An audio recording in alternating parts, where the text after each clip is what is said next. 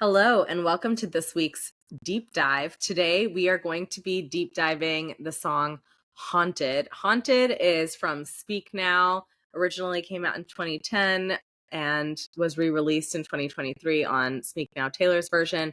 It's written by Taylor Swift and just a freaking awesome song. I think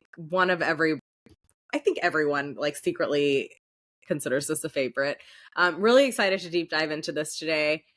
Jen, before we dive in, please set us up on our deep dive framework. Yes. So as always, there's many ways we can do this. We have simply chosen doing the triangle of who is the speaker, who are they speaking to, and most importantly for us, what is the purpose of this text. So we'll go through the lyrics, we'll see what we think about it, and then at the end we will each decide what we think the purpose is, which I am interested to see if we agree or not on this one. That'll be fun. All right. So where to begin? Well, one thing that I wanted to say, which sometimes I think we forget to say this, but this is a track 12. I don't know if that means anything to anyone because it's not a track 13. But it might mean something in comparison to like other track 12s, but I couldn't off the top of my head. I think like the first thought that came to my mind was that it's later in the album. And sometimes there's a sequence there. But I think one of the reasons that I really wanted to deep dive this, and I'd be curious to hear you guys' thoughts, was it is a different kind of sound. She plays with this idea of like she takes a word and then it's like she's built an entire song around that. So I don't know what came first, the theme or the lyrics, but the whole sound of this song is kind of haunting. You start off with these strings, and it's a word that we know that she loves to play with. It comes up in a lot of her songs. What other songs does it come up in? Did we ask AI to search that? I have to look it up, but I've seen multiple TikTok videos of people counting the like words that she uses in most of her songs, and apparently this is, so I'm giving my credibility to TikTok. Sorry. You fail. I'm just kidding. Here we go. Taylor Swift by keyword. Taylor Swift lyrics by keyword. Thank you, Tumblr. Sparks fly. Give me something that'll haunt me till you're not around. Haunted, obviously. Reputation. Wonder how many girls you've loved and left haunted. Death by 1,000 cuts. Now that I'm searching signs in a haunted club. Daylight. Not the things that haunt me in the middle of the night. I can keep going. Cardigan. My tears ricochet. 7. Happiness. Right where you left me. Midnight rain. Beautiful ghosts. It's a lot. It was a lot. I do love that. Do we want to? I don't think there's like a ton for this, but who's the speaker? So pretty generic. I wrote down feels like a Disney villain song. It does feel like that vibe, but like musically, especially. Musically, it feels like a Disney villain song, and it doesn't line up perfectly. But Disney villains, either the villain is singing it or like you're singing it about the Disney villain. He's not the villain. It's but like I got the Scar. Yeah, Scar, but also like I sort of had Belle running away from Beast and Beauty and the Beast vibes, even though it doesn't line up one-to-one. But like, wait, we've been walking this fragile line because you trapped me in this castle, and you look like a beast, and now like I don't, but like something in you changed, something in your eyes went cold. I don't know. So this is where I went with this song.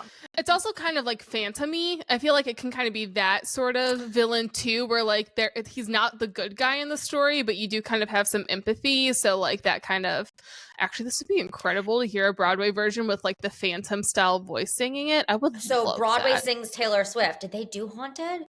They did not. I don't think they did Haunted, but yeah, this would be incredible. This would be incredible.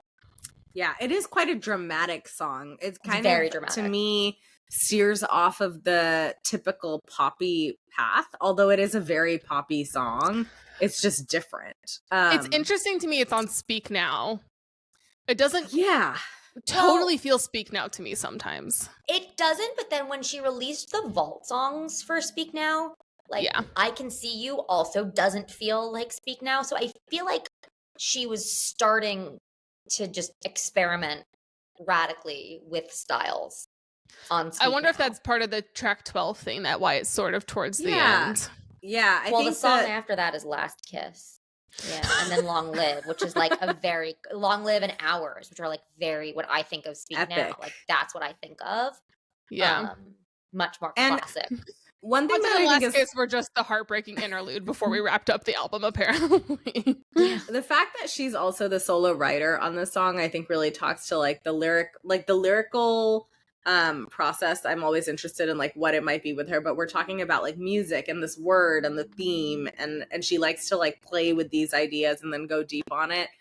So I think that's interesting that it's like maybe like some sort of an exercise of what it means truly to be haunted and how you capture that word throughout the music.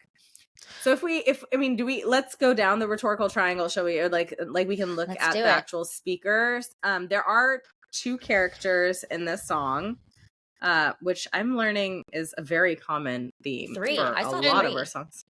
And she keeps it. Oh, there is a he. Oh, yeah. There's a he. But she keeps it mostly first person. So again, anyone can insert themselves into the situation. No, but Jody's right. 3 Yeah. characters, you, I, and he.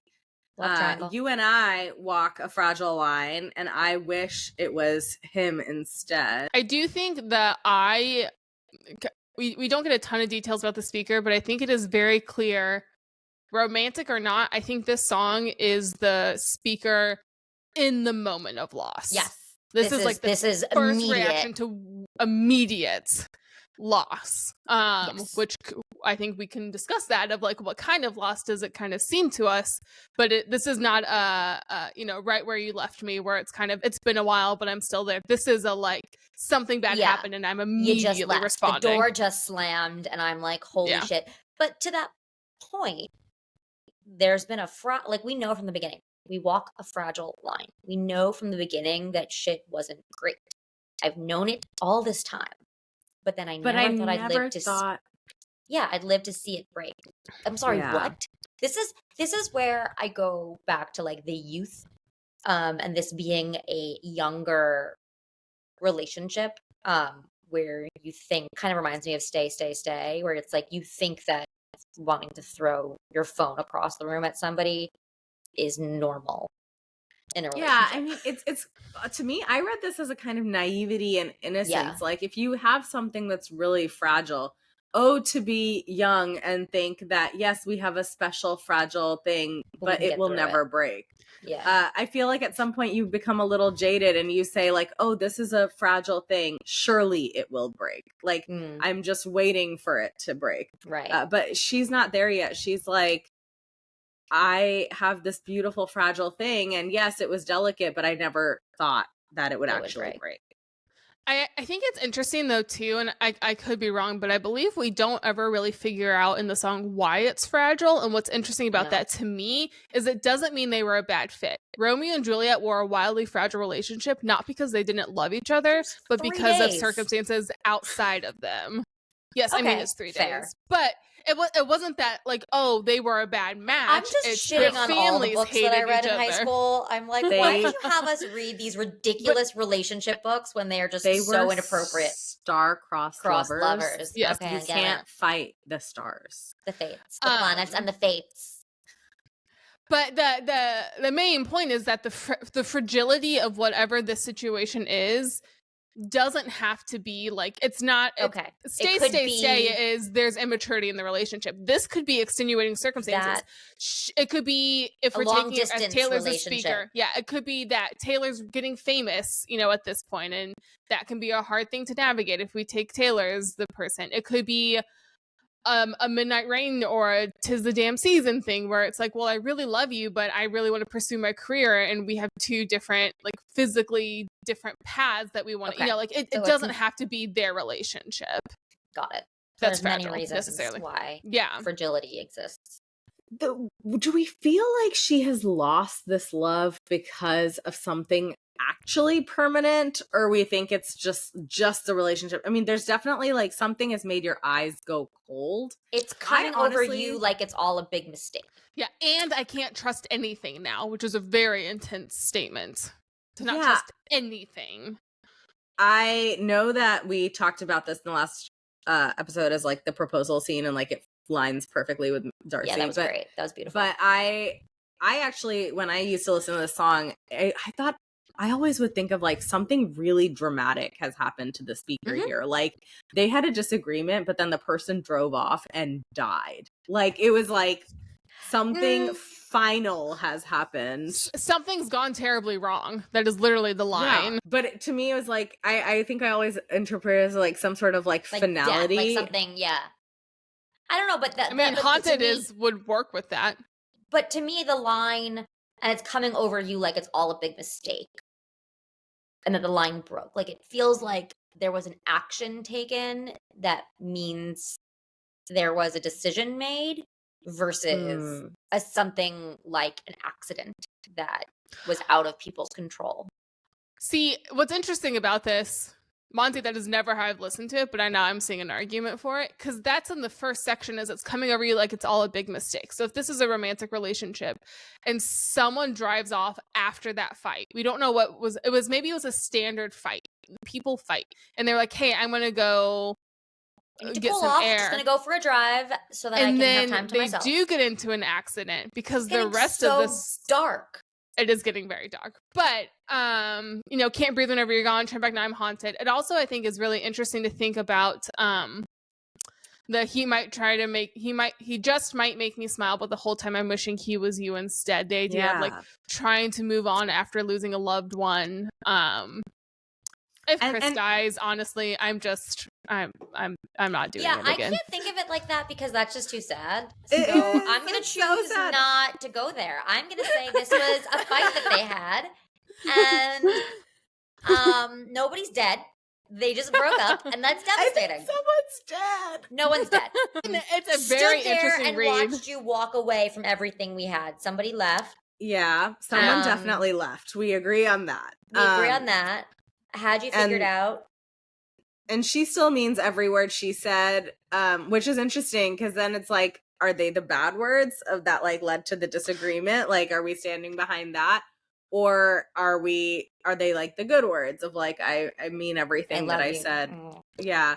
And definitely like somebody else has come in to take the pain away. So this is the third person. He has come in, he'll try to take the pain away. He might make me smile. It's not going to be good enough. And then I just think like the finality of like, I won't see you again keeps holding on to nothing. I mean, let's say the person didn't die for like a second. Like maybe he got mad and got married to somebody else, or like there's something here that is like a level of finality though. That's like, there's no hope. It's over. Yeah, I really see parallels between Haunted and Right Where You Left Me. That Haunted is the moment of the breakup, and Right Where You Left Me is like a year later of like still feeling that heartbreak. Because in Right Where You Left Me, the other person got married, has moved on, has all of that. So I see, and there's Haunted is used in that song too. The word haunted. And I think that the immediate aftermath of a breakup feels like a death. It doesn't mean to be like an actual death. Like it feels heart-wrenching and awful and painful. And so I don't think there actually needs to be somebody dead to have these feelings and to feel haunted. For your interpretation. The way that I'm choosing to believe it. I think that is just exactly what it feels like to have the immediate aftermath of someone. Let's pretend the person moved to Romania. But even if they move, like, it doesn't matter you're what saying, the like, reason is. Like, you're whether saying it mentally. was an amicable breakup, whether it was, you know what, this isn't working, we can't be together, whether it was, we've been together and we've had an explosive fight, it doesn't matter. If you spent time with someone and built a relationship with them, it's just as when devastating. It ends, it is just as devastating. Yeah. It is, and I do agree that this is the immediate processing the aftermath. I went through my own breakup last year, and this is, I ended it. And I still was like, I don't believe you're gone. I can't believe I'm haunted by this relationship. And this, like, I'm holding my breath. I won't see you again. Something keeps me holding on to nothing. Like, I know this is over, but I'm still holding on to the feelings of what it was when we were together, even though I won't see you again. Like, so, yes. So no one's dead because I've lived this. Nobody's dead. I'm going to steal the thunder here, and I'm going to make this not a relationship. I do think the best read of this song is definitely about people. I also friendships end, and that's also can be really devastating. Don't make this about a pet. It's not about a pet. Oh, thank God. Because if you kill a pet, I will kill you. No. It's like, we can't do that. I don't have my tissues with me. It's actually made me think about work a little bit. Oh. Where that moment of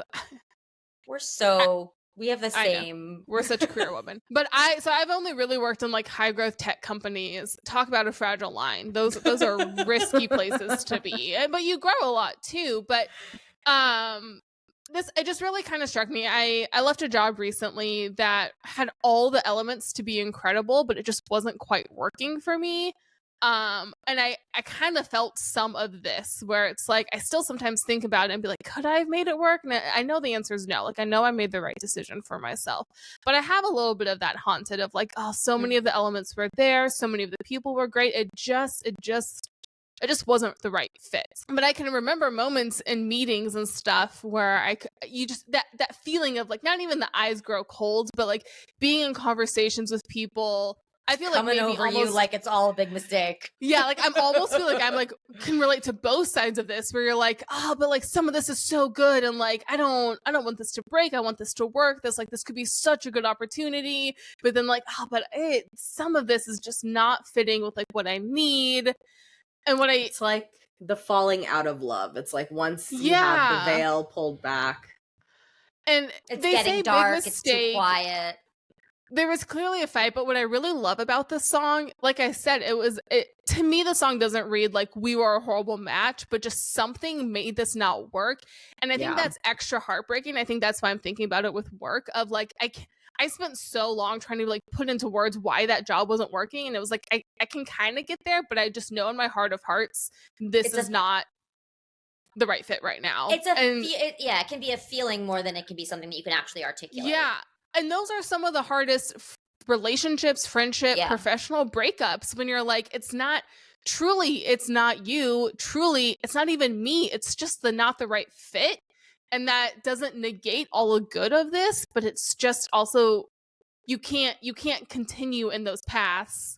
But you do get a little bit haunted because it wasn't like, oh, he did something awful to me, or, oh, like I've also left other jobs where I found out there was like a gender pay difference. I have no haunting about that because I was like, great, done, I'm out. But the situations where you don't have that like clear reason is harder. It's not working. It's harder when everything is right and maybe there's like one thing that happens or one moment. I think the thing that I'm really fixated on here is that like something happens suddenly. It's like one thing in time that is like the trigger to the unraveling, and that is the thing that causes this haunting because you're like everything was going in one direction and then all of a sudden you have these like moments that come and just irrevocably like change the direction that you're going to be going in, and you can't quite explain. And that line, something's gone terribly wrong, like really is what causes that. I think it's like we don't know what it was not expected, but it has gone terribly wrong and we can't go back. The image that the reason I'm laughing is because the image that just came to my mind is Madame Clavel from Madeline. I don't remember what she looks like. Oh my gosh, I don't either. Oh my god, what's her It's thing? been a minute. She's like, it's something. Is that just the nun, like the main nun? Yeah. Clavel. What's the thing that she says though? Something's not right. Something is not right. Something is quite wrong. And so I sing this song. Sorry, guys. I do remember that. Yeah, I just trigger something in the back of your brain. You did. Yeah, something's gone terribly wrong, and it's Madame Clavel. Something is not right. Something is quite wrong. Something that I think is really interesting, if we want to get a little more like literary about this, is the verb tenses. Look at you. Okay, let's do that. So if we go to the chorus, AP. come on, don't leave me like this. Present tense. Don't leave.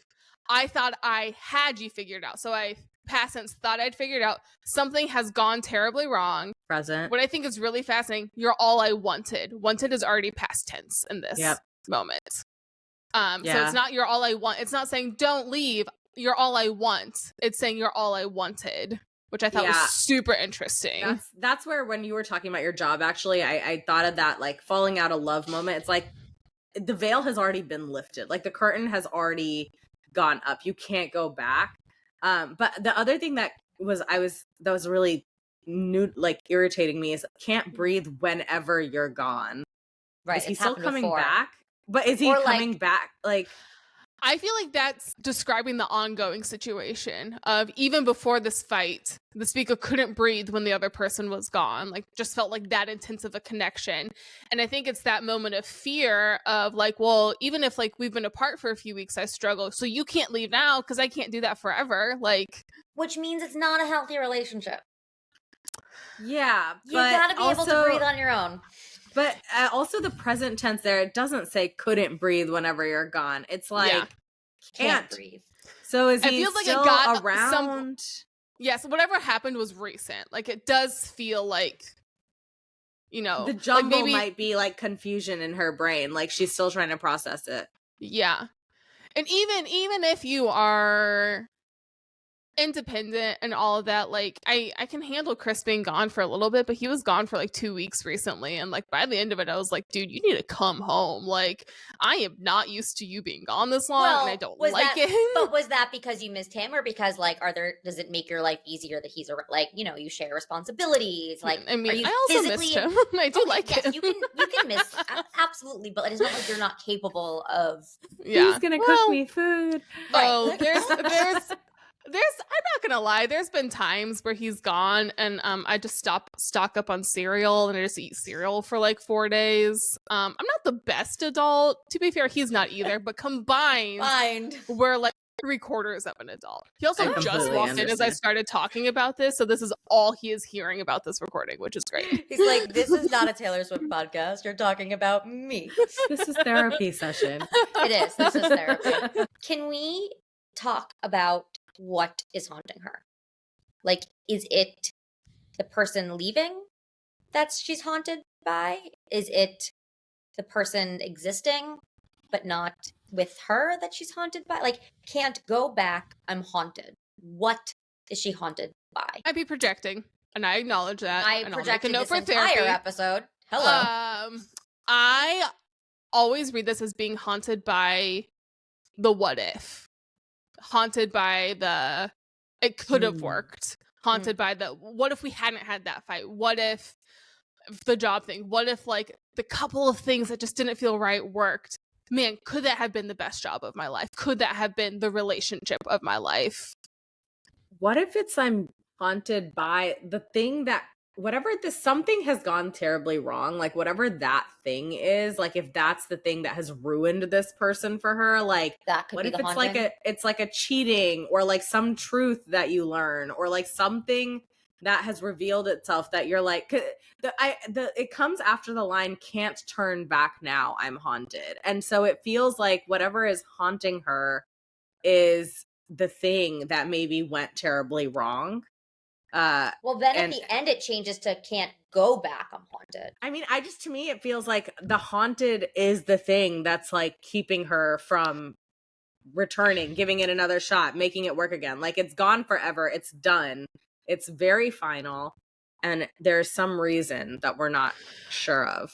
I do think that one of the things that is the most clearly answered here is that he will try to take away my pain and he just might make me smile, but the whole time I'm wishing he was you instead.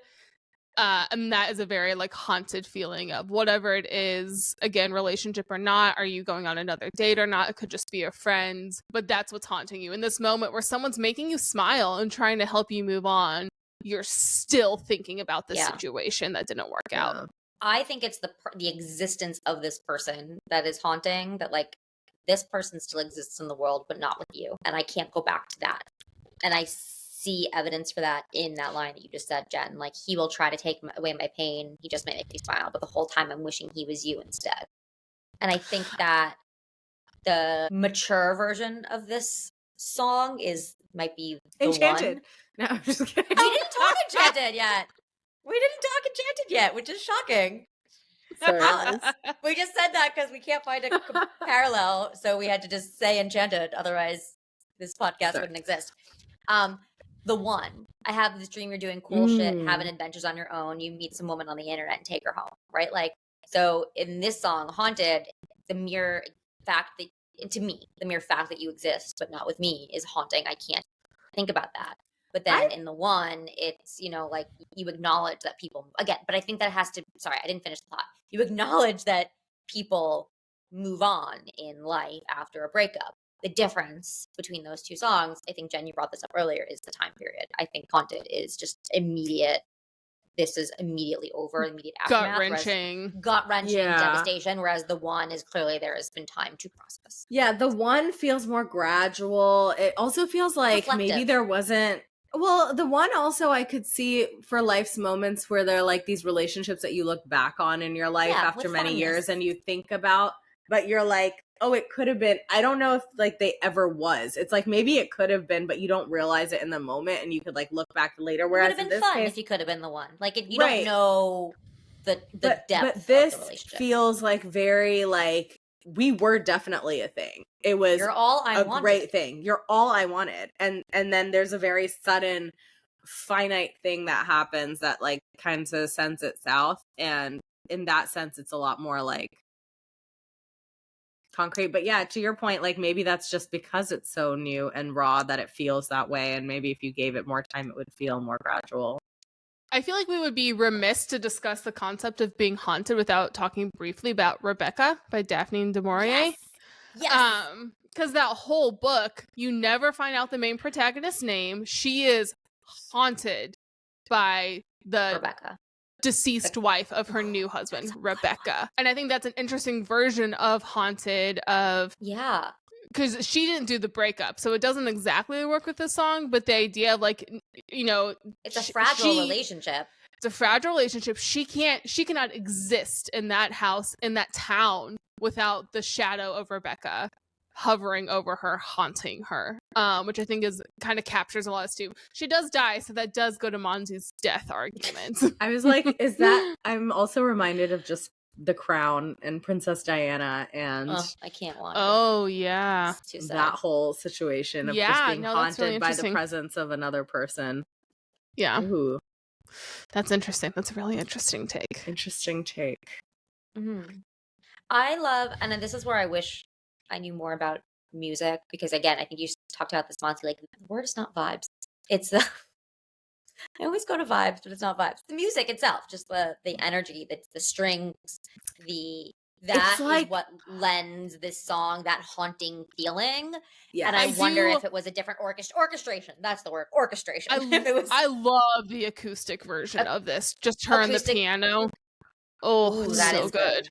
Highly recommend checking it out. The way this song opens is just with these shrill strings, like on the violin. It's like your highest two strings. I haven't analyzed the music, but it's got to be a minor key. Like it's got this eerie kind of sound to it.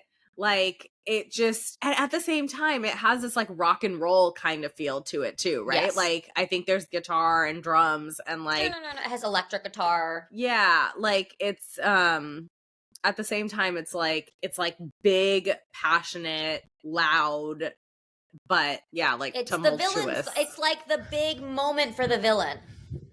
Dude, it's even the way she simply sings it is so emotional. Like the line when she sings "Come on, don't leave me like this," screaming it. You feel it. Like you feel that in your bones. Like how it's one of those things where she's such a great artist because like one, we don't know if this is like based on her real life or something, but like the way she sings that, you feel like she is in the middle of this argument begging the person not to leave her. Like she puts that full emotion of that into that when she sings it, and it's incredible. I actually feel like the more and more that we analyze this song, the more I'm convinced that it is based on something with real life, partially because when things are not based on real life, I actually think she gives us more details because she goes down this exercise of really coming up with a world and storytelling. But this song, like we are looking at these lyrics and going through it, and it is really hard. Like we know something has happened. We don't know what. And it's like really, we can like speculate all day long, but it is like deliberately vague.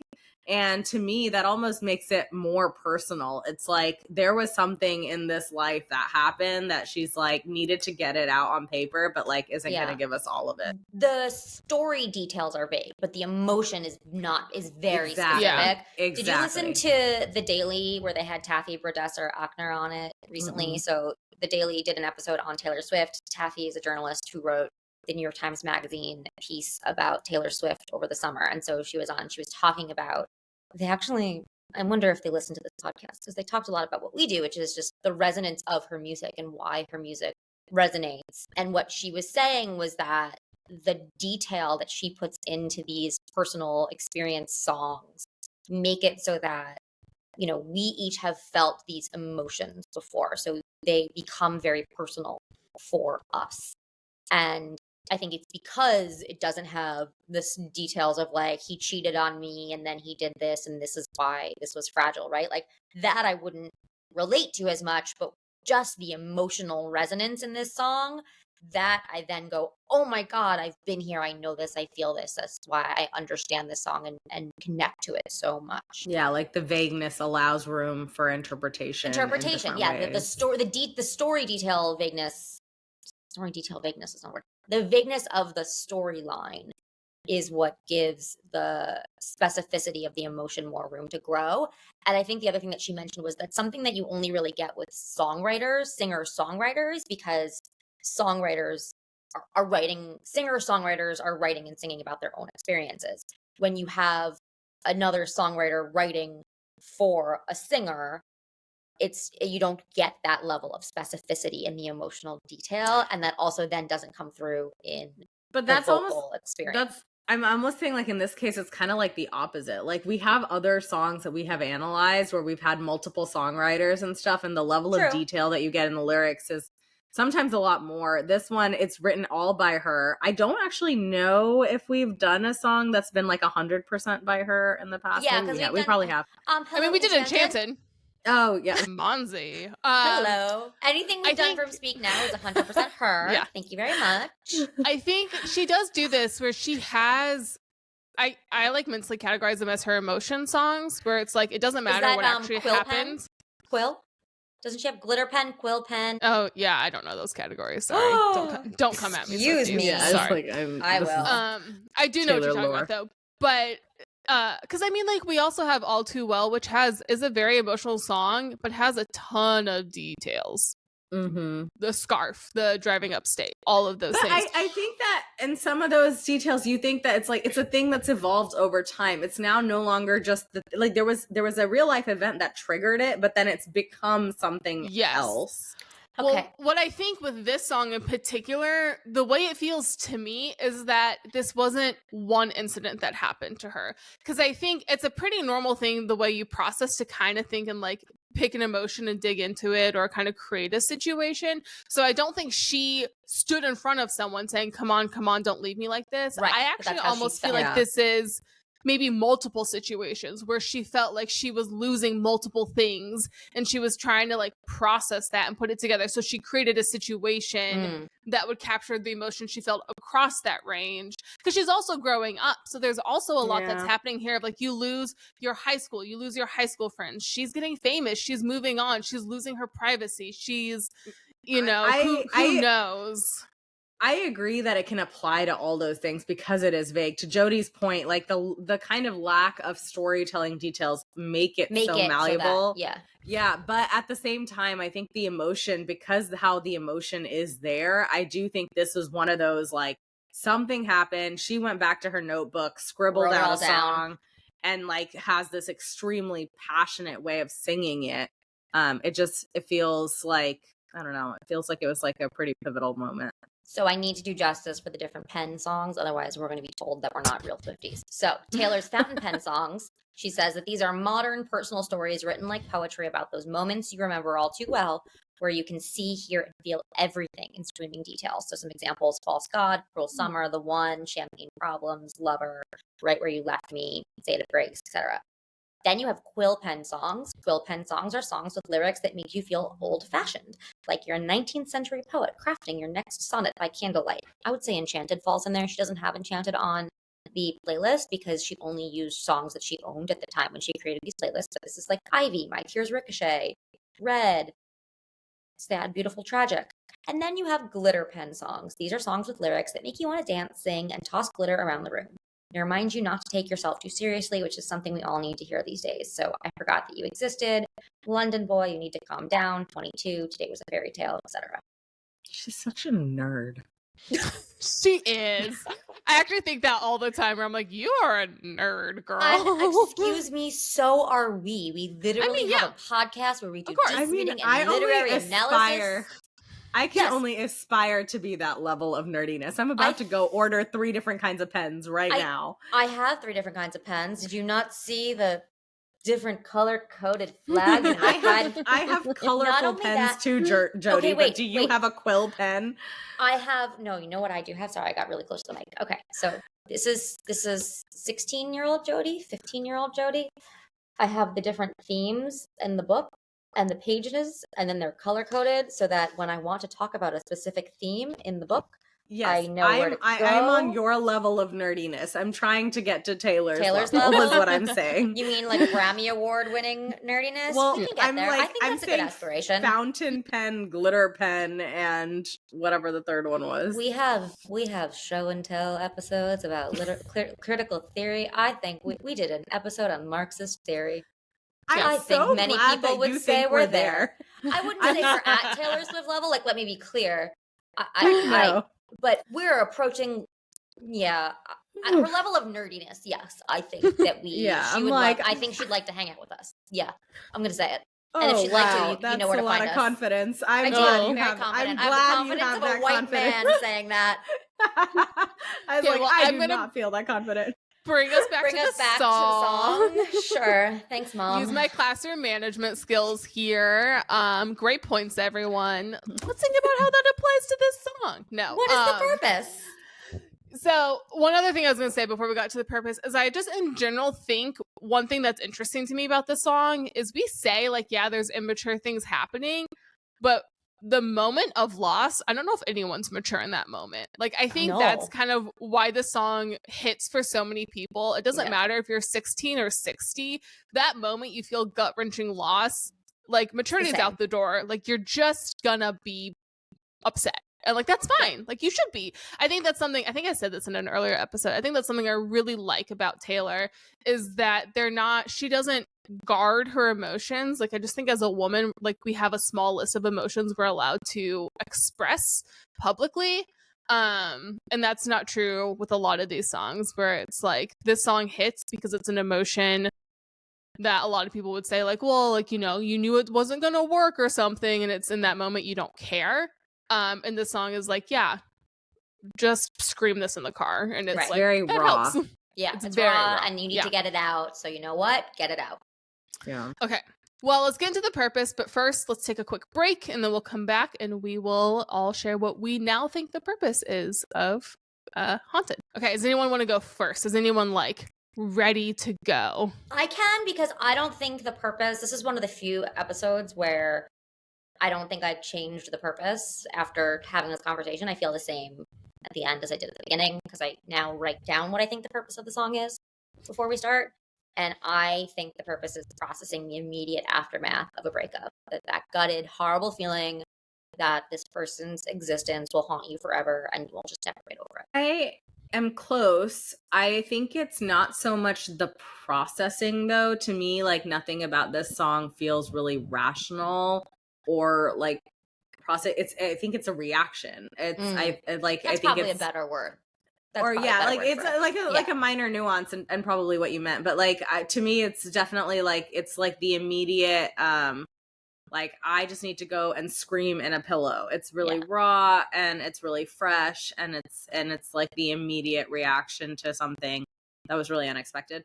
I am very stuck on this the fact that something has gone terribly wrong and that might be the thing that is the haunting. Like I want to know what that thing is. It doesn't really matter, but it's like when you think about your own life or applying it, like I was trying to think of like my own life situations where like something comes and changes the course of your life in a way that you know it's not going to be the same and you can't go back, and that devastation that comes with the loss of knowing that you have lost a potential future, a potential path of going. It's like a very frustrating thing. I think sometimes can be made more frustrated when it's just one thing. Like it's almost easier if it's a lot of things that lead up to this thing. And you kind of get a little of that with You Walk a Fragile Line. Yeah. But it does feel like this is very like, there was like one thing that was just like the tipping point, and sometimes that can be very hard to deal with when you're trying to live a life with no regrets. It's like it's easier to live with no regrets if you can rationalize it, but if it's one thing that you can't control, then it's like almost harder sometimes to come to terms with it. This is a delayed question, but Jody, I think we all agree it could be applied multiple ways, but do you feel pretty committed to it's like a romantic breakup? Like that's just really what you feel that this is applying to? It is what I relate to in the song. So that's fair. Yes. Yeah. I think it's what I relate to. And I would even go so far as to say, like, for me, it doesn't matter what the thing was that happened, because I think sometimes you don't even know what the thing is. It just happens. It just is a flip that switches, and that's even more devastating because you can't even put your finger on what it is. Yeah, I think that's like been my main takeaway with this conversation. I never really had put words to why the song hits so hard. I don't think for me it's not necessarily a romantic breakup per se, but it's that moment that someone you do love, you realize it's not going to work, and it's not for a reason that you totally understand yet. Because she even says something made your eyes go cold. Something's gone terribly wrong. I think the song really communicates, a lack of knowing. And I think that is why this song hits so hard. Because we've all, even not romantically, we've all been there where, I think we've talked about this in other episodes of like just life paths changing, like friends getting married, friends having babies, things that it's like there's no one did anything wrong, but something's changed and this is no longer a relationship in my life, and that hurts and that's painful. And I think this is that moment of, in that harsh pain, but also that moment of desperation of, because I feel like this song, the speaker recognizes that this is there's no going back from this, that whatever has happened it's irrevocably damaged, but she's wishing it wasn't. And I think that is what really catches me in this song, is that moment of maybe someone did something wrong, maybe someone didn't, but something has completely changed, and I currently do not accept that. I know I'll have to. Someone's going to try to make me smile. I'm going to try to move on. But in this moment, I'm not okay with that happening whatsoever, even if it's a reasonable cause for what's happening. Probably should have done this earlier, but I just looked up the definition of haunt and haunted, because I was like, wait a second. Like, does it matter? Like, what would haunt you? What would haunt me more is not knowing, right? Is not knowing what broke, what happened. So haunt could mean to visit often, to continually seek the company of, to have a disquieting or harmful effect on, or to trouble you, to recur constantly and spontaneously, to reappear continually, or to visit or inhabit as a ghost. So like there's this feeling of like over and over again, and disquieting, and troubling. And so to me, what would be more troubling is just not knowing what the final thing was that made your eyes go cold. And I think that is why it feels so universal outside of relationships to me. I can think of like, I'm just going to keep using career because it feels relevant right now, of like, even those moments where it's like, sometimes you're like, what should my next career, like, what should my next job be? Or like, is this the right fit for me? And you just don't know. Like that feeling like you're on a precipice and you're like, I don't totally feel like I understand how I got here. And I sure as hell don't know where I'm going from here. You're not speaking from experience at all. Yeah, right, I'm fine. The word I often use, particularly in therapy, is that feeling of being untethered. Of like, I feel like I'm floating around, and you can tether yourself to good or bad things. It's that's like you've become unstuck. Unstuck from Slaughterhouse-Five. So it's a whole other conversation. But this is that moment where you're looking at something that you felt like you were tethered to, that kind of helped ground you in what you were doing, and you've lost that thing. Yeah. And that can even be like home, like the feeling of moving away. I moved to North Carolina when Chris and I first got married, and it was like good for us, but there were definitely these feelings of like, oh, I'm not home, I'm somewhere new, like I don't want to leave my family yet. I need to, it's the right thing to do, but it feels hard because I really love my, like those just those moments of, I know this is going to change, but right now, come on, don't leave me like this, like please, no, I don't want this. It feels like it almost is like a moment of weakness, but not in a bad way. I also just sense. got this is like such a late add to this, but I did, like, we had been talking about that line of like, it's coming over you, like it's all a big mistake. Like, I think I'm also thinking through that the something may have been on the other person's side, where it's like not actually happened to you, that you can't see it, but it's like it happened to the other person, and therefore that's why it's option. You have no option but to go along with it, which kind of goes along with what you guys are saying, which is like, it's almost more frustrating if you don't know what it is. You have no idea. It actually, now that you say that, really reminds me of the movie. It's a musical now too. I just haven't seen the stage version. Moulin Rouge. Where, have you guys seen it? Yeah. So at the end, she finds out she's dying, and the only way to save Christian, who she loves, is to break up with him. So her eyes go cold. He has no idea what's happened. Why? Yeah. But she leaves him to save his life. And so, like, this song I could totally see being from his perspective. Oh, done. Because you figured it out. You don't know. Yeah, you're right. Like, you don't know. And that, I think you're right. I think I do agree with you now that the not knowing is what's haunting. I love making this song from a man's perspective. It's definitely Darcy. I mean, we can talk about it all day long, but I'm always going to see that proposal it's Darcy's scene. Song. This is Darcy's song. Darcy's version. Yeah. Haunted. We're Darcy's confused. version. I love it. Confused Matthew McFadden. Well, that's all we have. For now, on Haunted. It'll come up in conversation again. Oh, we should do it again. We should do it around Halloween and see what we come up with. Yeah, I love that. Well, that is a wrap